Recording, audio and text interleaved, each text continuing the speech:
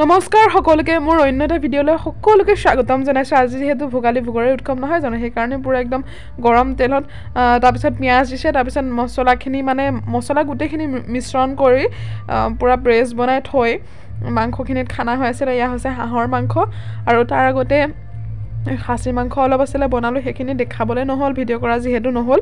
আৰু পুৰা মায়ে এতিয়া হাতা ঘূৰাই আছে একদম। আৰু আপোনালোকৰ ফালে কেনেধৰণে বনাই জনাব নাপাহৰিব, আৰু লগতে কাৰ কাৰ ঘৰত কি কি আছে কমেণ্ট বক্সত কমেণ্ট কৰিব। মাংসখিনি সম্পূৰ্ণভাৱে ভাজি হ'ল আৰু মাংসখিনিৰ পৰা এটা কিবা ফুটফুটকৈ চাউণ্ড আহে, তেতিয়া হৈ যায়।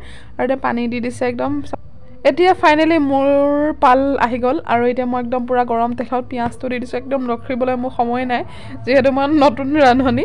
আৰু খুব সুন্দৰকৈ মানে একদম পেষ্ট বনাই লৈ পুৰা পিঁয়াজখিনি দি ভাজি আছোঁ। ভাজি থকা অলপ টাইম পিছত মই মানে অকণ বেছি টাইম ভাজোঁ, গম পাইছে নাই, মানে মোৰ এইটো স্বভাৱ মানে। সম্পূৰ্ণভাৱে ভাজি আছোঁ তাৰপিছত এড কৰিম। আৰু এই দেখিছেনে জুইত বনাইছোঁ, জুইত বনোৱা মাংস খাই একদম পুৰা ভাল লাগে। ফাইনেলি পুৰা একদম ভাজি আছোঁ ভাজি হৈছে আৰু দিলোঁ পানী অকণমান ঢালি, আৰু অকণমান দিছোঁ যিহেতু মই অকলে খাম। তাৰপিছত চাওকচোন ইয়াত কি এড কৰিম, স্পেচিয়েল বস্তু, গাহৰি স্পেচিয়েল। মই একদম ভাজি কৰি হৈ গ'ল, যিহেতু ইয়াত লাই পাত আনি দিছোঁ, আৰু গাহৰি বুলি ক'লে লাই পাত মেইন।